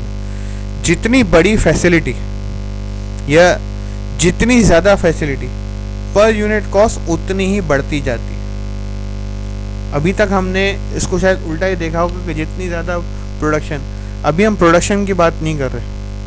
आप छोटी कैपेसिटी में से, छोटे प्लांट में से बहुत ज़्यादा प्रोडक्शन कर सकते हो, ठीक है, depending upon the bottlenecks available and the bottlenecks analysis you do.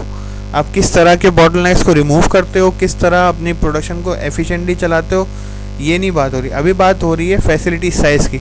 आपकी जितनी बड़ी फैसिलिटी साइज़ है ना, उतनी ज़्यादा आपके यूनिट कॉस्ट बढ़ता जाता है। क्यों? क्योंकि यूटिलिटीज़ बढ़ जाती हैं, उसकी मेंटेनेंस बढ़ जाती है, डिफरेंट चीज़ें। और आगे के 2 सिनेरियोज बहुत इंपॉर्टेंट है। पहला सिनेरियो होता है इकोनॉमीज़ ऑफ स्केल का, और दूसरा सिनेरियो होता है इकोनॉमीज़ ऑफ स्कोप का। इकोनॉमीज़ ऑफ स्केल क्या है?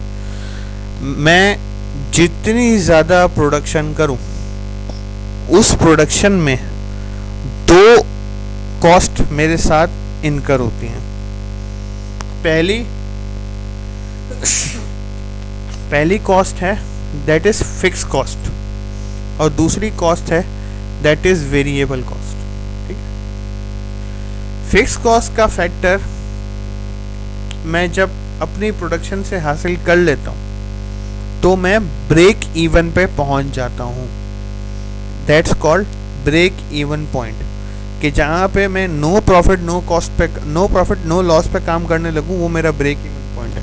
सपोज मेरे पास एक प्रोडक्शन कैपेसिटी है कि जिसका ब्रेक इवन 1000 यूनिट्स प्रोड्यूस करने पे आ जाता है। ठीक है। तो मेरा सबसे पहला और सबसे इम्पोर्टेंट काम क्या है कि मैं एटलीस्ट अपनी प्रोडक्शन को 1000 यूनिट्स पर मंथ तक लेके जाऊं। This is called economies of scale. कि अब जो 1001 प्रोडक्ट बनेगा, 1000 प्रोडक्ट बनाने तक मैं ब्रेक इवन पे आ गया। 1000 प्रोडक्ट बनाने तक मैंने अपनी पूरी फिक्स कॉस्ट टेकअप कर ली। अब जो 1001 प्रोडक्ट बनाऊंगा उसमें कौन सा पॉइंट रहेगा? सिर्फ रहेगा वेरिएबल कॉस्ट। मैं जो प्रोडक्ट बना रहा हूँ, सपोज उसकी कॉस्ट मुझे 100 रुपये पड़ती है, उसमें 70 रुपये फिक्स कॉस्ट का पॉइंट है और 30 रुपये वेरिएबल कॉस्ट का पॉइंट है। तो 1000 यूनिट बनाने तक मैं इन दोनों को केटर कर रहा हूँ, 70 रुपये फिक्स एंड 30 रुपये वेरिएबल। लेकिन जो 1001 यूनिट मैंने बनाया उसमें मुझे सिर्फ और सिर्फ वेरिएबल कॉस्ट का फैक्टर लगेगा, क्योंकि फिक्स कॉस्ट का फैक्टर वो 1000 यूनिट एब्जॉर्ब कर गए। तो अब मैं इस 1001 यूनिट को सेल करते वक्त डिस्काउंट्स लगा सकता हूँ, सेल करते वक्त प्रमोशंस लगा सकता हूँ, सेल करते वक्त मैं बहुत सारे डिफरेंट टूल्स यूज़ कर सकता हूँ अपनी डिमांड को बढ़ाने के लिए। इकोनॉमीज ऑफ स्केल मुझे इस बात की इजाज़त देता है। यही वजह है कि जिसकी बेस पे आप इम्तियाज़ पे कुछ प्रोडक्ट्स को रिटेल प्राइस से नीचे बिकते हुए देखते हो। मतलब उनकी रिटेल प्राइस मार्केट में अगर 200 है, इम्तियाज़ 180 पे उसको बेच रहा होता है। क्यों? क्योंकि इम्तियाज़ आगे कोलगेट को बल्क परचेजिंग ऑर्डर देता है, जिसकी बेस पे जो कोलगेट के सप्लाई चेन वाले हैं वो डिफरेंट कॉस्टिंग सिनेरियोज अप्लाई कर सकते हैं। ठीक है। इसकी बेस पे डिस्काउंटेड डील्स आती हैं। आप देखते हो ना कि आपको कुछ प्रोडक्ट नॉर्मल प्रोडक्ट 500 का मिल रहा होता है, कॉम्बो के साथ 550 का मिल रहा होता है। वो कॉम्बो क्यों बनता है? ताकि कंपनी को अपनी सेल बूस्ट करने का मौका मिले और कंपनी उस सेल के एडिशन पे इकोनॉमीज ऑफ स्केल लगा सके। हर नया प्रोडक्ट जो मेरा बन रहा है वो मेरी पिछले प्रोडक्ट से कम कॉस्ट पे बन रहा है। ठीक है। ये है इकोनॉमीज ऑफ स्केल का सिनेरियो। और दूसरा सिनेरियो होता है, वो होता है इकोनॉमीज ऑफ स्कोप। आपके पास प्रोडक्शन फैसिलिटी अवेलेबल है। Suppose you are packing something, आप राइस पैक कर रहे हो या आप दालें पैक कर रहे हो, पैकिंग फैसिलिटी है आपके पास। आप एक ही प्रोडक्ट पैक कर रहे हो और उस प्रोडक्ट को पैक करने के लिए आपको 12 घंटे आपका प्लांट ओपन रखने की यूटिलाइजेशन नीड है। ठीक है। अब आप देखते हो कि मार्केट में डिमांड आई है किसी और चीज़ को पैक करने की। सपोज कोविड-19 के लिए राइस पैक करना है, आप 12 घंटे से ज़्यादा प्लांट चला सकते हो, बिल्कुल चला सकते हो, लेकिन उस प्लांट को चलाने के लिए एडिशनल कॉस्ट है, एडिशनल लेबर, एडिशनल यूटिलिटी। लेकिन आपके पास स्कोप है, प्रोडक्शन यूनिट है, पैकिंग यूनिट है, बट आप यूज़ नहीं कर रहे। आप उस पैकिंग कैपेसिटी को यूज़ करते हो अपनी सेल्स बढ़ाने के लिए, अपनी प्रोडक्शन बढ़ाने के लिए, अपनी मार्केट में डिमांड बढ़ाने के लिए। इसको कहते हैं इकोनॉमीज ऑफ स्कोप। अगर आप इकोनॉमीज ऑफ स्कोप को सर्च करोगे तो आपको एक क्लासिक एग्जांपल मिलेगी कि एक प्रोडक्शन फैसिलिटी है जो कि शूज़ बना रही है मैन एंड वुमेन के लिए। उसने देखा कि मार्केट में नीड है बच्चों के जूतों की, जूते बनाने की फैसिलिटी है, बट बच्चों के जूते कभी बनाए नहीं है, बट फैसिलिटी भी है, प्रोडक्ट भी है, रॉ मटेरियल भी है, डिज़ाइन भी, आपने वो एक्वायर किया और आपने बच्चों के जूते बनाने भी शुरू कर दिए। This is called economies of scope. अपने स्कोप को, अपनी फैसिलिटीज़ को मैक्सिमम यूटिलाइज करना, and that too on scenario of cost. Economies of scale हो या इकोनॉमीज ऑफ स्कोप हो, दोनों में सिनेरियो बनता है कॉस्ट। आपको देखना है कि जो मैं प्रोडक्ट बना रहा हूँ वो या तो मार्केट से सस्ती हो या एटलीस्ट मेरी अपनी प्रोडक्शन में ही पिछली प्रोडक्ट से सस्ती हो, तभी मैं इस इकोनॉमीज ऑफ स्कोप या इकोनॉमीज ऑफ स्केल के कॉन्सेप्ट पे जाऊँगा। अच्छा, एक कॉन्सेप्ट और है, वो होता है डिस इकोनॉमीज ऑफ स्केल। कुछ पॉइंट पे प्रोडक्शन के आपको हर अगला यूनिट पिछले यूनिट से महंगा पड़ रहा होता है। कैसे? सपोज उसके ऊपर आपको एडिशनल लेबर कॉस्ट देनी पड़ रही है, एडिशनल यूटिलिटी कॉस्ट देनी पड़ रही है। मैं आसान सी एग्जांपल दूंगा कि एक फैक्ट्री है कि जिसको पता है कि सुबह 8 से लेके रात 8 बजे तक मुझे के इलेक्ट्रिक या वापडा या गवर्नमेंट रिसोर्स से इलेक्ट्रिसिटी मिलती है और रात 8 बजे के बाद मेरी इलेक्ट्रिसिटी शट ऑफ हो जाती है। बट कुछ सिनेरियोज में, कुछ प्रोडक्शन के लिए मुझे एक्स्ट्रा बिजली की रिक्वायरमेंट है, तो मेरे पास एक ही तरीका कि मैं जेनसेट पे चलाऊँ, जनरेटर पे चलाऊँ। तो जनरेटर पे चलने से पर यूनिट कॉस्ट और नॉर्मल इलेक्ट्रिसिटी कॉस्ट में तकरीबन 1.5 टाइम्स का फ़र्क होता है। तो अब जो रात 8 बजे के बाद मैंने प्रोडक्शन की, वो मैंने डिस इकोनॉमीज ऑफ स्केल के पॉइंट से की। मीन्स वो प्रोडक्ट मुझे महंगी पड़ रही है, अपनी कॉस्ट प्राइस से महंगी पड़ रही है, हो सकता है सेल प्राइस से भी महंगी पड़ रही है, लेकिन कभी कभार ये काम करना पड़ता है डिमांड को मीट करने के लिए। और डिस इकोनॉमीज ऑफ स्केल का ज़्यादा कॉन्सेप्ट आपको बहुत लार्ज फैसिलिटीज़ में मिलता है। जहाँ बहुत ह्यूज फैसिलिटीज़ हों वहाँ अक्सर आप डिस इकोनॉमीज ऑफ स्केल के कॉन्सेप्ट पे चले जाते हो। कैसे?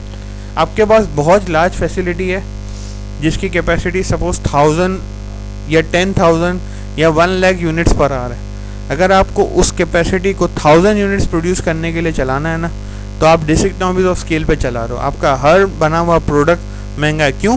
क्योंकि जब उसकी कैपेसिटी 1 लाख यूनिट पर आ रहा है ना, तो उसका ब्रेक इवन भी समझो 1 लाख यूनिट पर आर पे ही आ रहा होगा। अगर आप उसी कैपेसिटी से, उसी मशीनरी से, उसी फैसिलिटी से 1000 यूनिट प्रोड्यूस कर रहे हो, तो आप नॉर्मल से बहुत महंगा प्रोड्यूस कर रहे हो।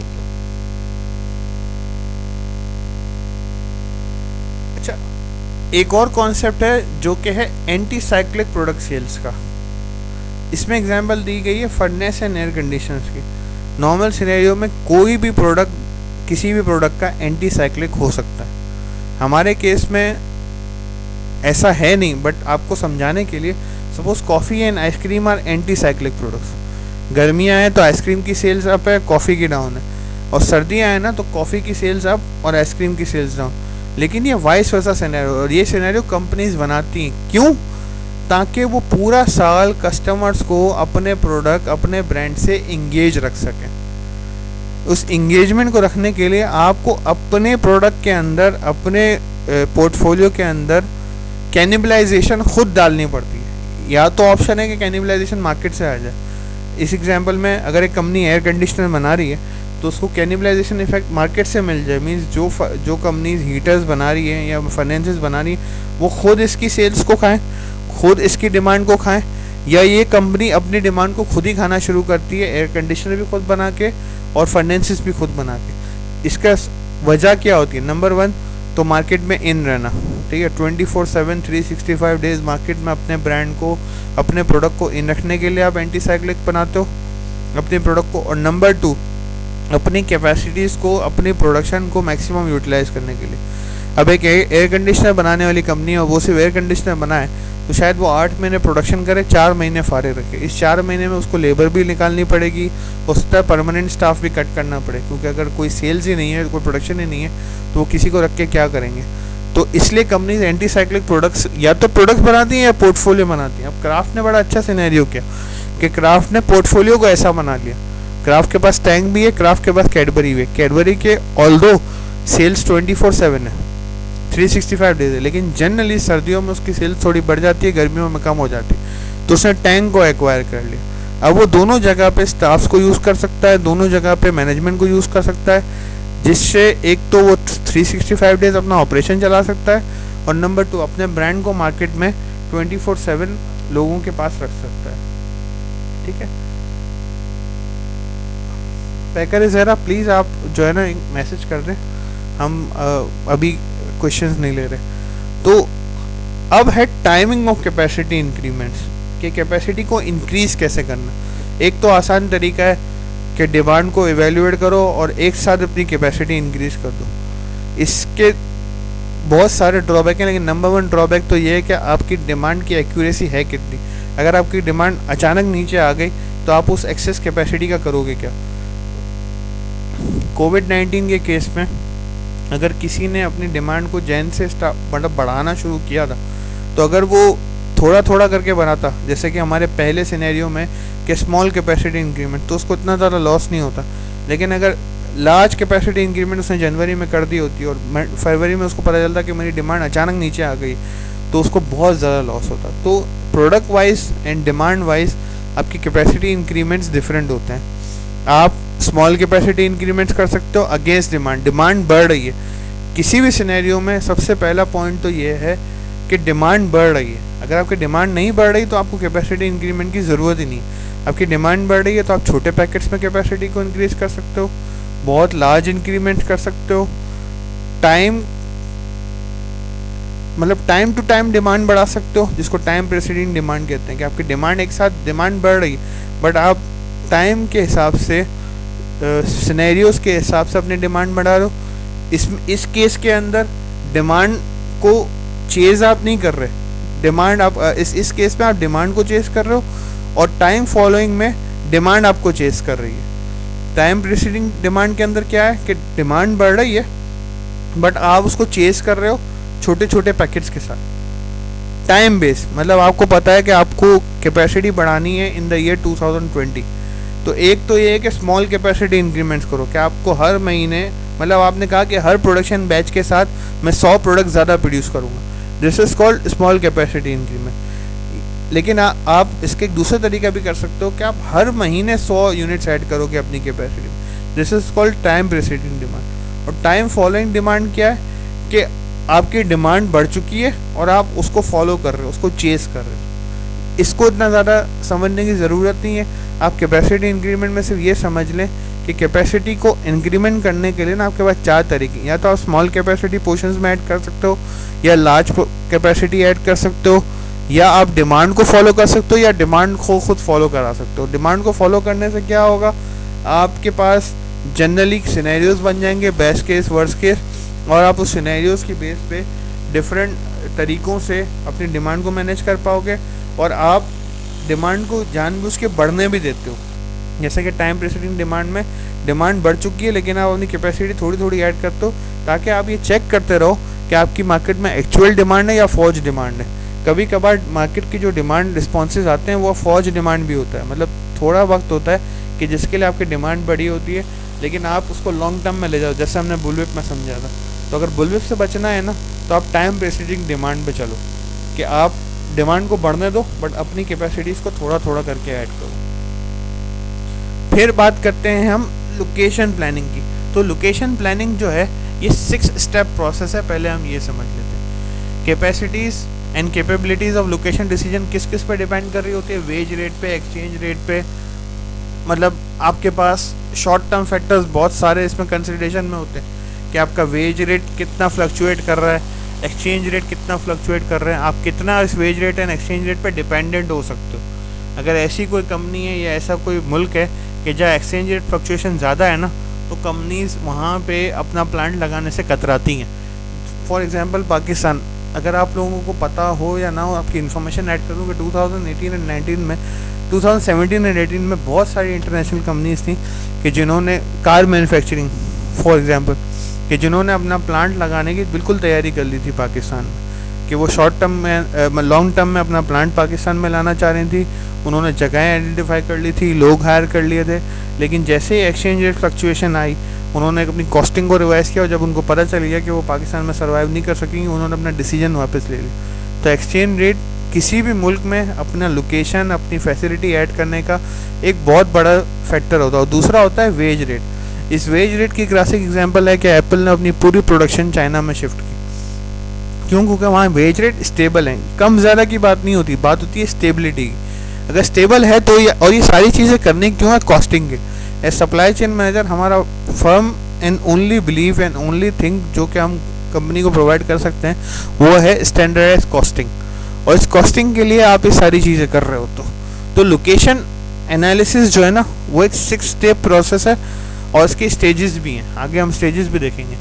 तो ये 6 स्टेप प्रोसेस क्या है? सबसे पहला तो you identify sources of value. आपकी प्रोडक्ट में वैल्यू बनाने या वैल्यू कम करने में क्या मैं आपको शाहीना आपके क्वेश्चंस का रिप्लाई क्लास के बाद कर दूंगा। How can we assume that our forecasting is accurate if you place future order? Very good question Ahmed. आपकी फोरकास्टिंग की एक्यूरेसी आपको शॉर्ट टर्म में कैसे चेक करते हो? आप सिनेरियोज बनाते हो और उस सिनेरियोज को रख के आप टेस्ट करते हो, टेस्ट केसेस बनाते हो कि आपके सिनेरियोज वाकई काम कर रहे हैं या नहीं कर रहे। इससे आप अपनी फोरकास्टिंग को एक्यूरेट करते हो, फोरकास्टिंग को पता करते हो कि एक्यूरेट है या नहीं। या लॉन्ग टर्म में तो आपको पता चल जाता है कि अगर आपने सपोज 1 साल की फोरकास्टिंग की है तो ईयर एंड के जो रिजल्ट्स हैं या ईयर एंड का जो PNL है वो आपको बता देता है कि आपकी फोरकास्टिंग कितनी एक्यूरेट थी। इकोनॉमीज ऑफ स्केल मैं आपको वॉइस मैसेज में समझा दूंगा। हमारा जो लोकेशन एनालिसिस है वो एक 6 स्टेप प्रोसेस है।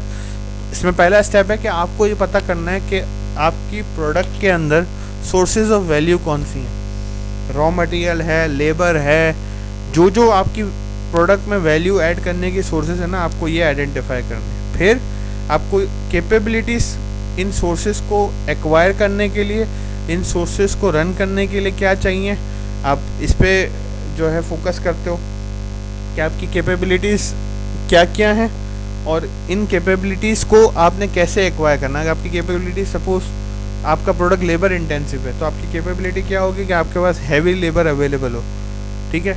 फिर आप अपने लोकेशन डिसीजन को ना अपने डेवलपमेंट कैपेबिलिटीज़ के साथ एसेस करते हो कि आपने कोई ऐसा लोकेशन ना, देखो लोकेशन जब आइडेंटिफाई कर रहे होते हो और सपोज आप लेबर इंटेंसिव हो तो आप तो कोशिश करोगे कि यार अंदरून सिंध या अंदरून पंजाब में कहीं आपकी फैक्ट्री हो, ट्रू। लेकिन क्या आपकी करंट जो मैन पावर है वो इसको एक्सेस कर सकेगी? अगर आपका हेड ऑफिस कराची के अंदर है तो क्या आप अंदरून सिंध का प्लांट चला सकोगे? ऐसा तो नहीं है कि आपका प्लांट और आपकी हेड ऑफिस या आपकी टीम बिल्कुल ही कट ऑफ हो जाए। क्या आप हेड ऑफिस वहाँ मूव कर सकोगे? आपको आपकी कैपेबिलिटीज़ करंट देखनी होती हैं और फ्यूचर डेवलपमेंट देखनी होती है कि आप मतलब कैपेसिटी ऐड करने के लिए जनरली तो पहले तो ये बात समझ लो कि आपके पास करंट कैपेसिटी होनी चाहिए। अगर आप न्यू प्लांट आइडेंटिफाई कर रहे हो या न्यू कैपेसिटी ऐड कर रहे हो तो आपके लिए ये प्रोसेस नहीं है। करंट कैपेसिटी है और आप एडिशन कर रहे हो कैपेसिटी में।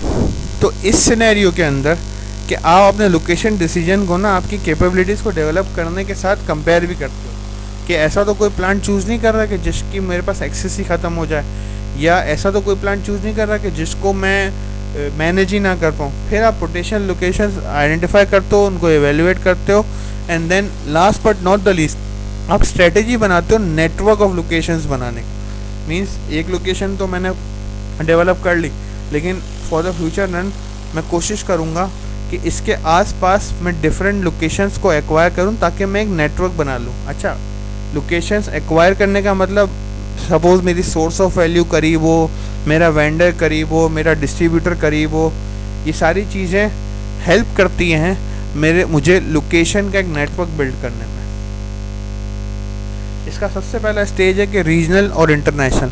आपने रीजनल डेवलपमेंट करनी है, इंटरनेशनल तो आप सबसे पहले देखते हो कि ट्रांसपोर्टेशन कॉस्ट मुझे सबसे कम रखनी है। इस ट्रांसपोर्टेशन के अंदर बंदों की ट्रांसपोर्टेशन नहीं है, प्रोडक्ट की ट्रांसपोर्टेशन है और प्रोडक्ट की ट्रांसपोर्टेशन कॉस्ट की बात हो रही है, ठीक है। और एक्सेप्टेबल सर्विस लेवल रखना है, ये बात समझना इंपॉर्टेंट है। हम जनरली प्रोडक्ट को कंपेयर करते हैं इंटरनेशनल लोकल को on dependent of service level, ठीक है ना। यार पाकिस्तान में पिज़्ज़ा हट ऐसे काम कर रहा है, क्या इंटरनेशनली भी ऐसे काम कर रहा है? तो देखो इसमें जो सबसे इम्पॉर्टेंट फैक्टर है ना वो है मिनिमम सर्विस लेवल। आप अपनी प्रोडक्ट के लिए मिनिमम सर्विस लेवल कितना रख सकते हो, उससे नीचे आप कहीं भी नहीं जा सकते। किसी भी मुल्क के मतलब आप थर्ड वर्ल्ड कंट्री में ये प्रोडक्ट बनाओ या फर्स्ट वर्ल्ड कंट्री में, मिनिमम सर्विस लेवल आपको अटेन करना ही है। और आपको अपनी प्रोडक्ट की कैपेसिटी ऐड करते वक्त इस बात का बहुत ख्याल रखना कि ऐसे किसी मुल्क में ना चले जाएं या ऐसे किसी पार्ट में ना चले जाएं कि आपको मिनिमम सर्विस लेवल रखने के लिए बहुत ज़्यादा कॉस्ट बेयर करनी हो। पाकिस्तान में फॉर एग्जांपल हम जब काम कर रहे थे मैकडॉनल्ड्स, तो हमने सिंध पंजाब में तो काफ़ी लोकेशंस एक्सेस कर ली, लेकिन हमारा मेन मोटिव था कि ऑल पाकिस्तान को एक्वायर करना। तो जब ऑल पाकिस्तान एक्वायर करना था तो हमारे पास एक ही प्रोविंस रह गया था जो था बलूचिस्तान। अब इस बलूचिस्तान के प्रोविंस को एक्वायर करने के लिए हमें ये देखना था कि किस शहर के अंदर ऐड हो। तो हमने कहा कि कोयटा हमारे लिए एक एक्सेप्टेबल लोकेशन थी, बट कोयटा के अंदर लेबर का प्रॉब्लम था, मैनेजमेंट का प्रॉब्लम था, जो कि अब तक है, स्टिल इट्स गोइंग, कि अभी तक हमारा जो मैनेजर है वो कराची का गया हुआ है। क्यों? क्योंकि हमें मिनिमम सर्विस लेवल वहाँ रखना था। हम वहाँ के लोकल लोगों पे सर्विस लेवल क्वालिटी मेंटेन करने के लिए डिपेंड नहीं हो सकते थे। इसी तरह आपको रीजनल या इंटरनेशनल अपनी कैपेसिटी ऐड करने के लिए ये समझना है कि आपके पास प्रॉपर सप्लाई ऑफ लेबर हो।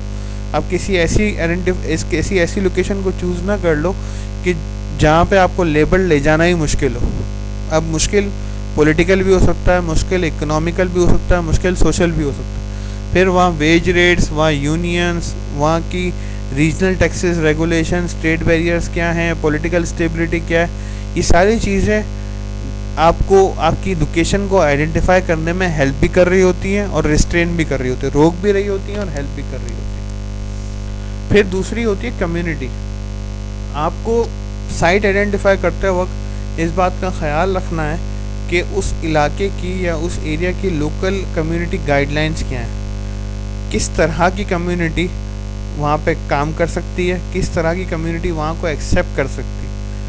बहुत दफ़ा छोटे छोटे ऐसे डिसीजंस होते हैं कि जो बहुत बड़ी बड़ी प्रॉब्लम्स का सबब बन जाते हैं। एग्जांपल है कि एक जगह पे साइट आइडेंटिफाई की, साइट एलोकेट की एंड साइट बना भी दी, बट वहाँ पे करीब में हॉस्पिटल था एंड हमारी साइट पे 24 आवर जनरेटर चल रहा था।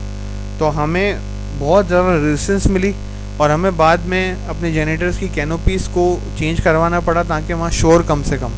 तो एक कम्युनिटी गाइडलाइन है। इसी तरह फैक्ट्रीज लगाते वक्त आपको बहुत सारे एरियाज ऐसे मिलेंगे कि जो सस्ते भी होंगे, लेबर भी अच्छी होगी, लेकिन वहाँ पे आप certain amount of CO2 emotions नहीं कर सकते, सर्टेन अमाउंट ऑफ गैसेस को अपनी फैक्ट्री से नहीं निकाल सकते। तो ये सारी चीज़ें भी आपकी कम्युनिटी गाइडलाइंस में हेल्प करती हैं। फिर वहाँ के लोकल गवर्नमेंट का एटीट्यूड कैसा है, हेल्पफुल है, नॉन हेल्पफुल है, आपको प्रॉब्लम्स तो नहीं बना के दे रही, रेगुलेशंस क्या हैं, जोनिंग कैसी है, टैक्सेस क्या हैं, लेबर सप्लाई क्या है। फिर आप उस कम्युनिटी से क्या कोई टैक्स इंसेंटिव ले सकते हो। अब अगर आप एक एक्सपोर्ट डिपेंडेंट कंपनी और आपको कराची में आके काम करना है तो आपके लिए आइडियल सिनेरियो है या आइडियल एरिया है वो है EPZ, एक्सपोर्ट प्रोसेसिंग जोन, कि जहाँ आपको आपके प्रोडक्ट बनाने पे इंसेंटिव भी मिल रहे हैं, जहाँ आपको आपकी प्रोडक्ट बनाने में गवर्नमेंट हेल्प भी कर रही है।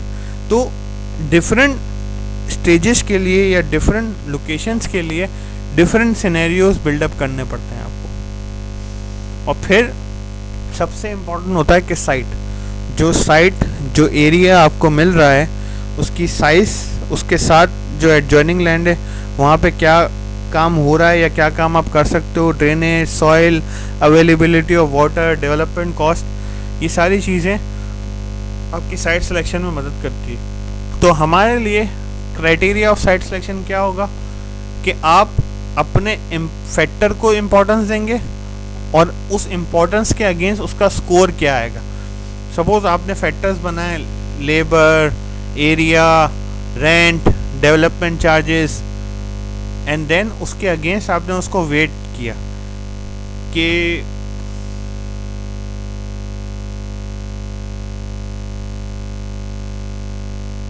मुझे इस साइट को आउट ऑफ 10 क्या नंबर देने, और इन सब का फिर आपने वेटेड एवरेज निकाला और जिस साइट का सबसे अच्छा वेटेड एवरेज स्कोर आया आपने उस साइट को सिलेक्ट कर लिया और बाकी साइटों को होल्ड पे रखा या रिजेक्ट कर दिया। ठीक है, तो हमारे लिए क्राइटेरिया ऑफ साइट सिलेक्शन क्या है, सम ऑफ वेटेड एवरेज। आप सबका वेट निकालेंगे, सबको स्कोर करेंगे और उन सब का सम बना के आप एक साइट को सिलेक्ट करेंगे। अच्छा, शॉर्ट टर्म कैपेसिटी ऑल्टरनेटिव में आपने एक इम्पॉर्टेंट चीज़ समझने की है, वो है identification and removal of bottleneck. हमारे सामने जो एग्जांपल है वो एक असेंबली यूनिट की है जो कि कुछ कंपोनेंट्स असेंबल करके पैक कर रही है।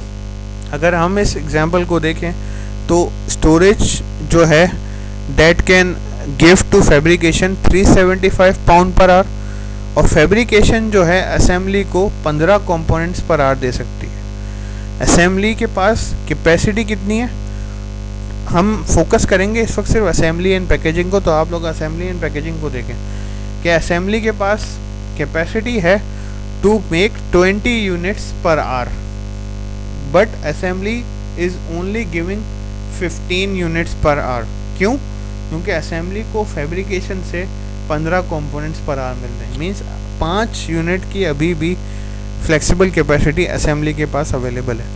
असेंबली दे रही है पैकेजिंग को 15 यूनिट्स पर आवर, और packaging A 80 units per day and packaging 2 40 units per day.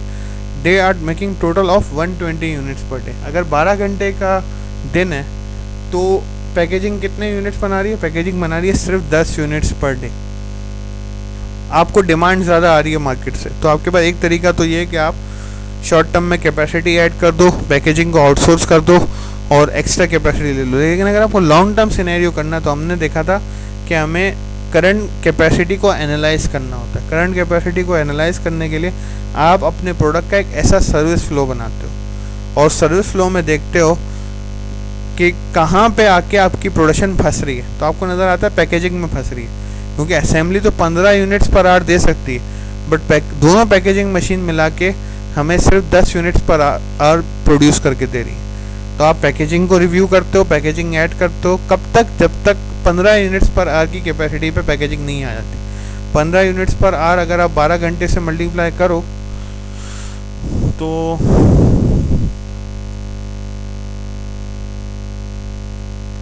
ये 180 यूनिट्स पर डे पे प्रोडक्शन चली जाती है।